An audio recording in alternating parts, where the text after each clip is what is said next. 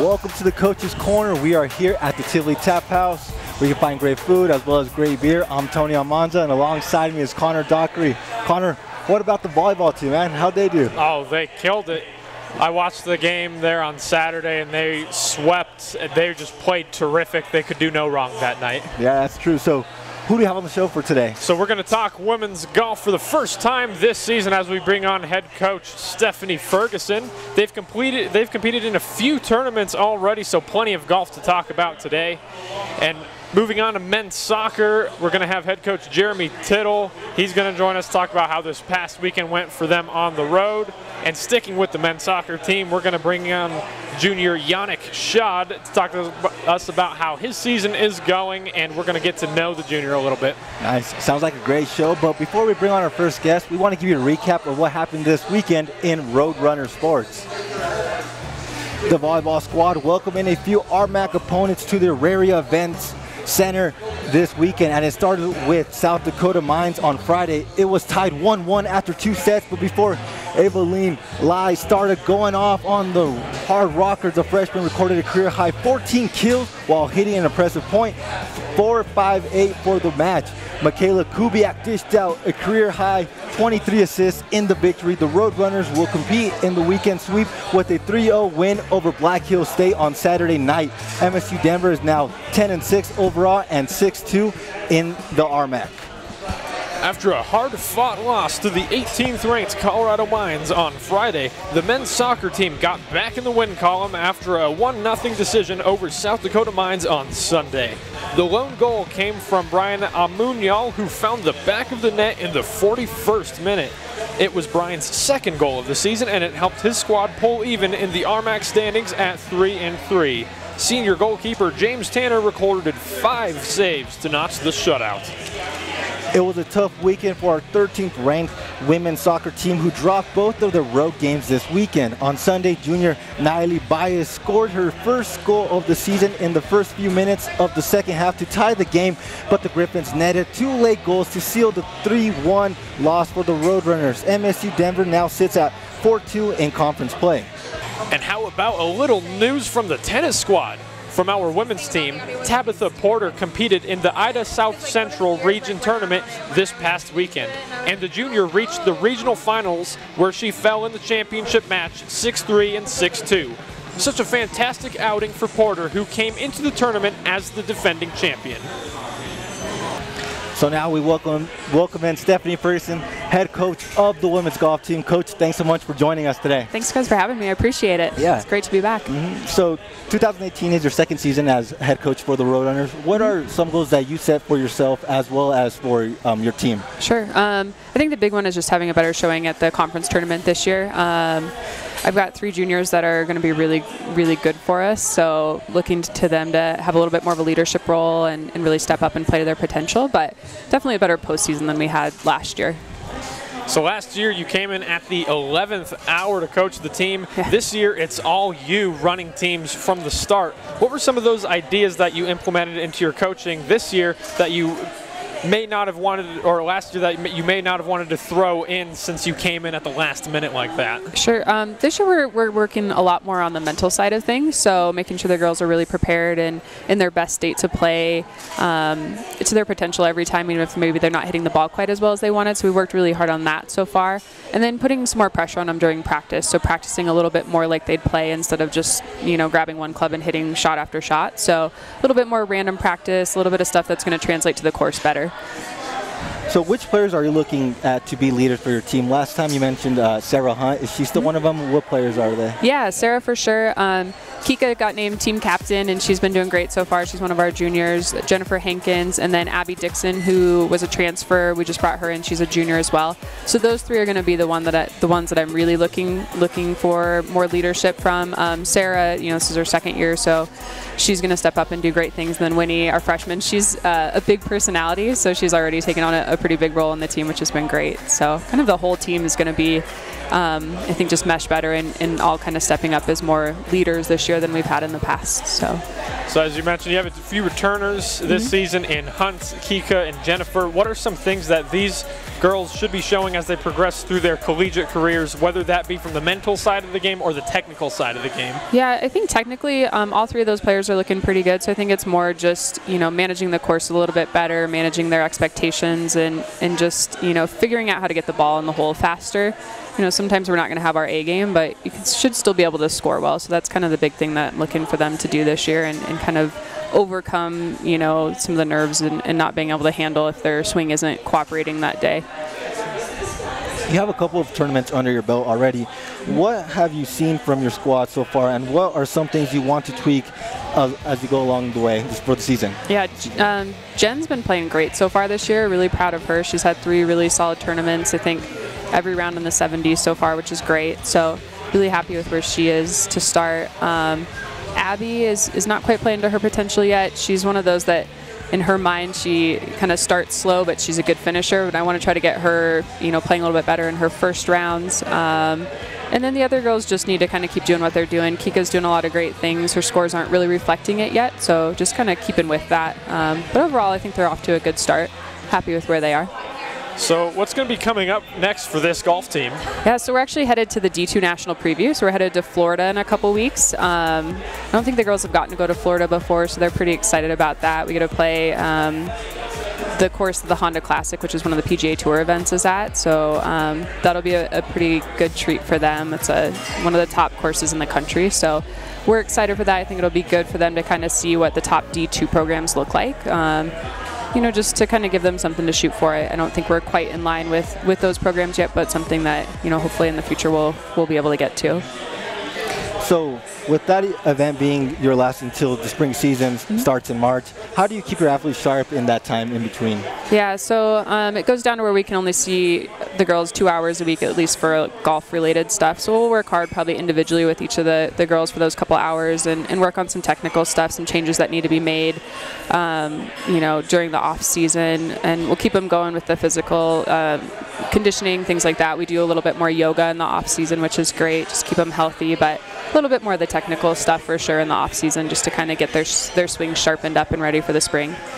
Nice. Well, Coach, thanks so much for coming on the show. Yeah, thank you guys for having me. Yeah, and best of luck to you on your next tournament, October 15th. Great, thank you so much. So we'll be taking our first break, but it's that time again where we bring you the tweet.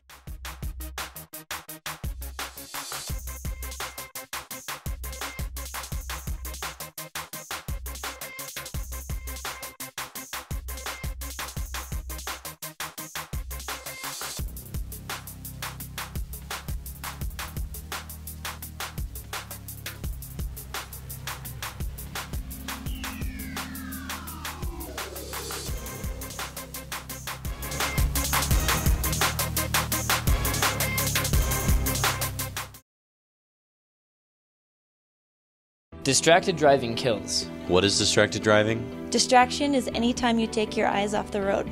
Your hands off the wheel. Or your mind off driving safely.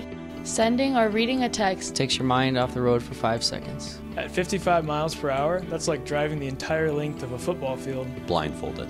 It's extremely dangerous. In 2014, over 3,000 people were killed in motor vehicle crashes. Pledge to stop distracted driving. Pledge to stop distracted driving. Pledge to stop distracted driving.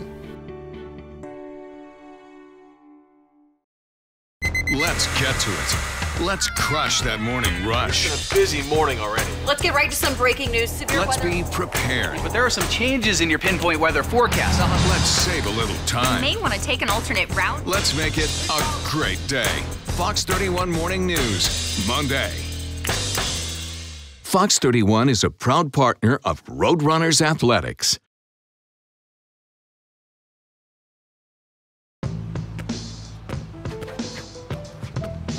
It's not about where you were born. It's not about your gender or the color of your skin, or whether you're rich, poor, or in the middle.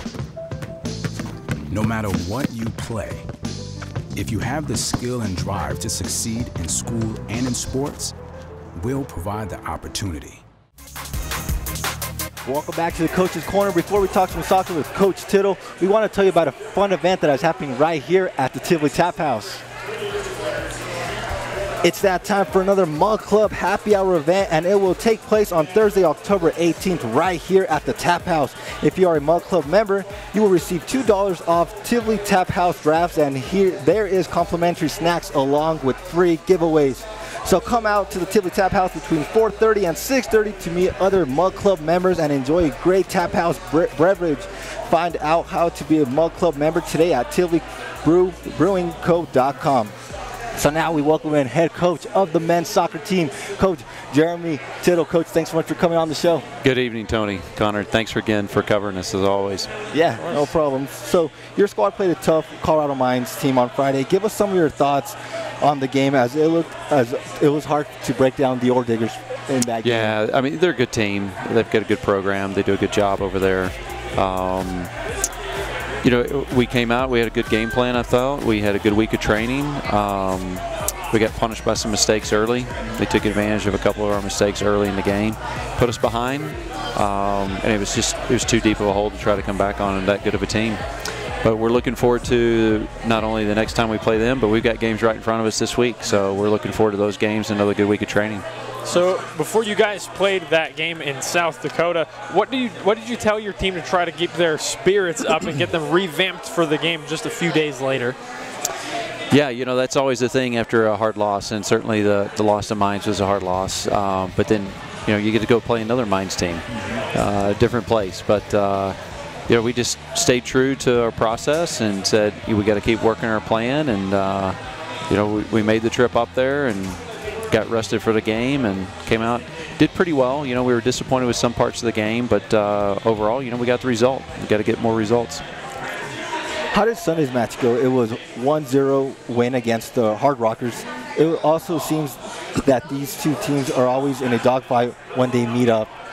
Yeah, it's a hard place to go play. They make a good home stand. You know, they fight hard at home. It's a really small field to play on. So, I mean, I joke sometimes it's like 22 guys trying to play soccer in a phone booth. You know, it's a tight field to play on. So, you know, we missed a penalty early, and we scored late in the first half, and then we're able to close out the game from there. Our defending was solid. And we missed some other chances, I think, as the second half went on that could have been more of a cushion for us, but they were dangerous, and we had to fight to the end with them. So Brian Amuyal got that lone goal for the squad late in that game. Tell us about how that goal went down, and then tell us a little bit about where you found Brian and how you brought him into downtown Denver. Yeah. So Brian just capped off a great play, and largely it was an individual effort by Yannick, who I know will be on the show here in a minute. But you know, we had set up our press, and then Yannick took the ball off the guy, dribbled 40 yards with it, and put a fantastic pass across for Brian. Their defender got in the way of it a little bit, but Brian was able to find the ball and put it in the net for us. So it was a really quality play in transition from defending to attacking after a restart. So on this past road trip, where you and your team faced off against some really tough competition, what do you hope your team learned going forward, playing those teams on the road, like learning the playoffs, things like that? Like, yeah, sure. Experience? You know, we've got 8 games left. You know, it's almost half and half at home and away. We've struggled a little bit on the road this year, but we feel like we figured this piece out a little bit. We're going to have to be good when we go back on the road again. And certainly the playoffs could definitely be a couple of games on the road. So we'll be preparing to be able to take our game and be able to play away from home too. So now that road trip is in the books, the next 4 games are on your home pitch. How relieving is it to be able to have the comfort of your own home at your advantage for these coming games? Well, certainly we've played better at home this year, I think, than we have on the road. But I don't know if it we can't let that go to our head so much to say it's easier at home or be comfortable at home. You know, but we're looking to make a good home stand here. We need to go on a good run here in these home games. Well, Coach, before we let you go, we want you to help us with the trivia question. Yeah, they warned me more trivia here. I don't know. Let's see how I do. Okay, yeah. So every week we ask a coach a question about their respective sport. And if they get it right, they will accumulate points. So the coach with the most points will get a prize at the end of the season. Okay. So, yeah, ready? I'm ready. Okay. I like to compete at something, so. All right. So who is the men's all-time leading goal scorer? Is it A, Stephen Emery? Is it B, Antonio Porras? Or is it C, Philip Owens? Tony Porras. Easy. Oh, no, it's Philip Owens. Oh, from 2004 to 2007. That was a Phil's good going to guess. kill me. Tony's going to thank me, I think, or even for getting it wrong. But, I'm sorry, I missed that one. Well, you can redeem yourself. We'll give you another Okay, another chance. Thanks. I need some redemption here. All Give me right, another try. So this is a bonus question. Okay. How many goals did Owens have in his Roadrunner career? I think the first question was easier and I missed it. We'll give you double points if you get this one right. Double points if I get this right? Yeah. Okay, all right. I feel like I'm on Jeopardy. I got a clock in my head ticking down as I stall here. I'm going to say 52. Oh, so close. It was 53 goals. Oh, man. I get 1 point? Yeah, you get 1 point, right? Well, what do you say? we'll count Okay, that. all right. Thanks, guys. You're really generous. You're really generous. So. Well, now at least you are ahead of women's soccer coach Tracy Chow. She did not get any points when she played. Well, only from your generosity am I picking up a point over her tonight. So sorry, Tracy, you're gonna. Sorry, Tracy. You're now behind. So can you tell us a little bit about Philip Owens, like what kind of player he was? Maybe if you. Philip was a really crafty, great with a ball player, super athlete, true competitor. I mean, Phil was a quality alumni for us for sure. He was a great player when he was here. Nice. Well, Coach, thanks so much for coming on the show. Yeah. Really. Thanks, guys. Thanks as always, Tony. Thanks, Connor. Yeah. And best of luck to you. Thank you. You'll be at home, so great luck this weekend. We're looking forward to being at home again. So we'll be taking one last break, but don't go anywhere. We'll be right back with more soccer with Yannick Schad up next on the Coach's Corner. There are over 480,000 college athletes. Only 2% would go pro. That means over 470,000 will not get a shoe contract. No autographs. No private jets. No fan clubs. No Hall of Fame inductions.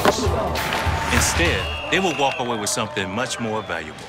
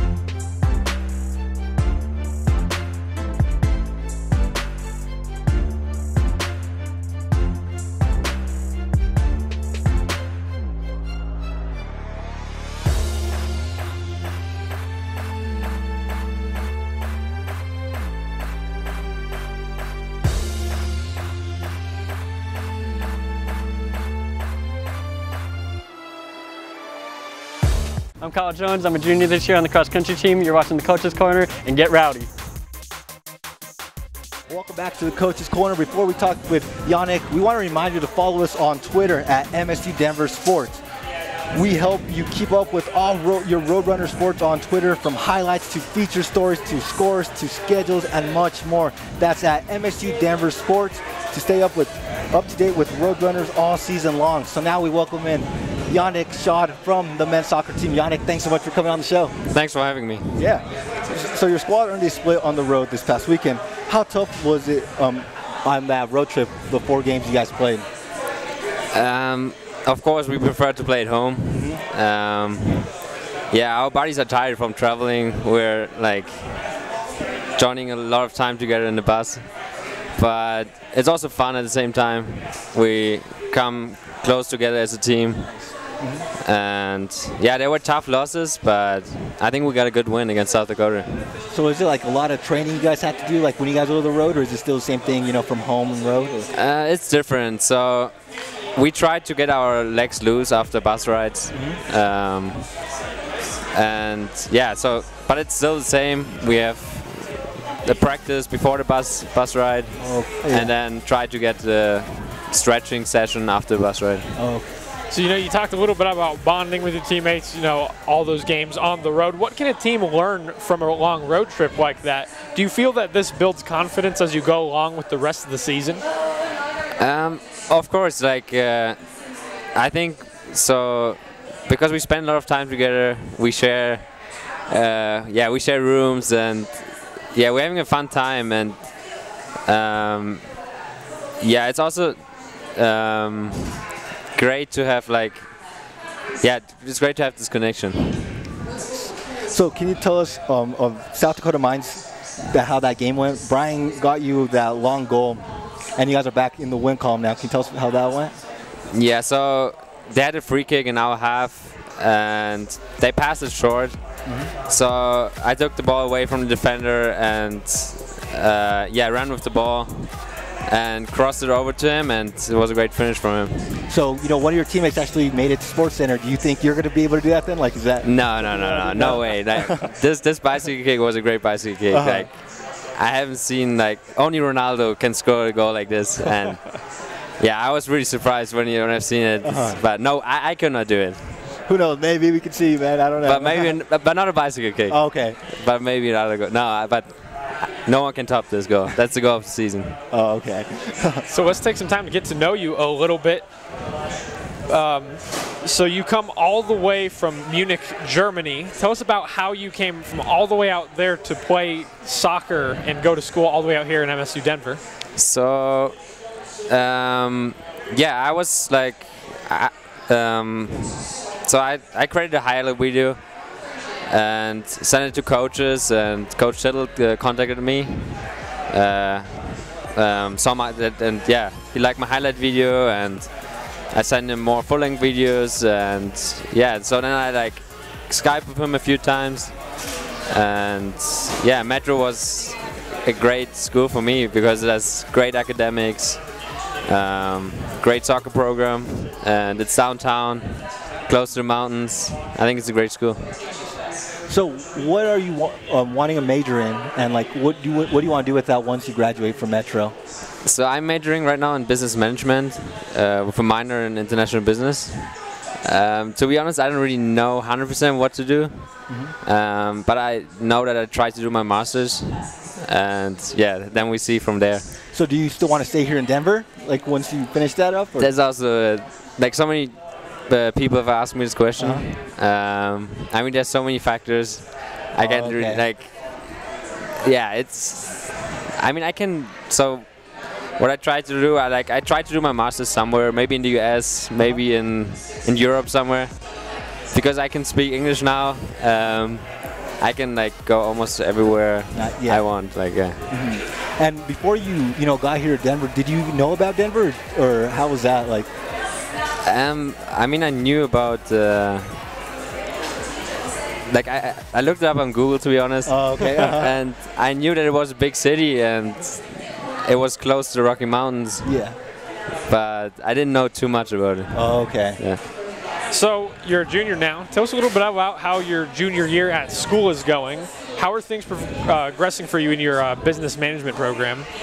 Yeah, it's pretty cool that I have more classes that have to do something with my major. So I'm almost done with all my general classes, and so it's pretty cool to have all these marketing classes, management classes.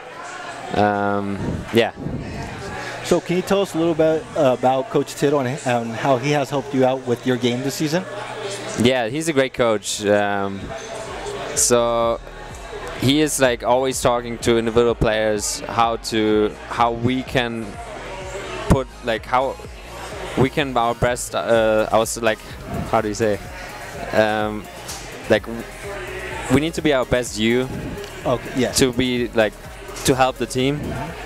And he's helping us a lot, each individual, and especially me with tactics, where to run, where to be on the field, and So when did you start loving the game of soccer? Did you pick it up at an early age, or was it a sport that you got into later while you were playing a different sport? Early age. I always played soccer all my life. I started playing at the club when I was 4 years old. And my mom also told me when I was like 3 years old and I was at the basketball court. So I was like, instead of trying to throw the ball in, I was trying to kick it in. So that's like, when I had the ball, I used my feet from the beginning. So was there a favorite player that you had growing up that you tried to model your game after when you would play soccer? I liked a few players. So my first jersey was Ronaldinho jersey. He's a great player. And then I had the Ronaldo jersey. Oh yeah. Yeah, I like these two players. Is there maybe a chance that you might want to play soccer once you graduate, though, or is there any chance that you want to do that? Yeah, I mean, I want to try to keep playing at the highest level possible. But also maybe once there's like the option to get to have a real job. Yeah. So I mean, we will see what the future brings. But of course, I will always want to keep playing soccer. Who knows? Maybe soccer could be, your only job you have. Maybe, who knows? I don't know. We'll see. Yeah. So you were talking a little bit about Denver. You had to Google it when you first found out where MSU Denver was. What was your initial thoughts of Denver when you first looked it up versus when you got here? How did your reactions kind of change when you got here?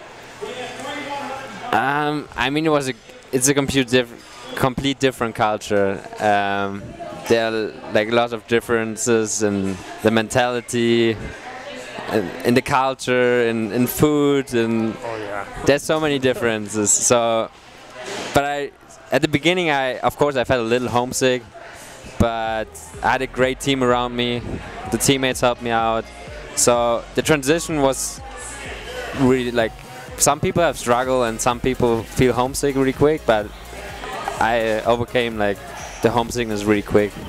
So do you have a favorite food that you've picked up that since you've been out here? Is there a favorite new food you've picked up from? I like Mexican food here. In Europe, there's not, or in Munich where I'm from, there's not there are not too many Mexican places. So I like Chipotle or Illegal Pete's downtown. Oh yeah. Yeah. Well, Yannick, thanks so much for coming on the show, man. Thanks. And great luck to you this weekend here at home. Thanks. Yeah. So before we wrap up today's show, we want to tell you what there is to come up next on Roadrunner Sports. Yannick and his squad will be excited for some home cook this weekend as they'll be back at the Regency Athletic Complex. They'll first take on Adams State on Friday night at 5 p.m. before hosting CSU Pueblo on Sunday at 1 p.m. The women's team will continue the road trip this weekend and will first head to Almanza to battle the Grizzlies from Adams State. Then it's on to Durango to face off against Fort Lewis College, and that match will kick off at noon. Keep up with Coach Tracy Chow's team at roadrunnerathletics.com. The volleyball team will take their 2-game winning streak on the road as they head towards those RMAC playoffs in a few weeks. The trip will take them to Utah, where they will first go toe-to-toe against Westminster College on Friday at 6 p.m. Then the squad will venture out to St. George, Utah to battle second-place Dixie State on their court on Saturday. You should be able to watch both matches on Stretch Internet. The cross-country squad will host their annual Roadrunner Invitational this Saturday starting at 9 a.m. It will take place at Washington Park in downtown Denver, and there is an open Citizens 5K that will take place after both the men's and women's races are complete. Visit roadrunnersathletics.com to find out more about the meet. And finally, the men's and women's tennis team will finish up their fall schedule by taking part in the Carl Mesa duels this Friday. The men's team will open the meet against Carl Mesa at 9 a.m., while the women will face off against Dixie State also at 9 a.m. So that's going to do it for this week's show. We want to thank Coach Ferguson, Coach Tittle, and Yannick for coming on the show. For Connor Dockery and the rest of the Roadrunners TV crew, I'm Tony Almanza. We'll see you next time on The Coach's Corner.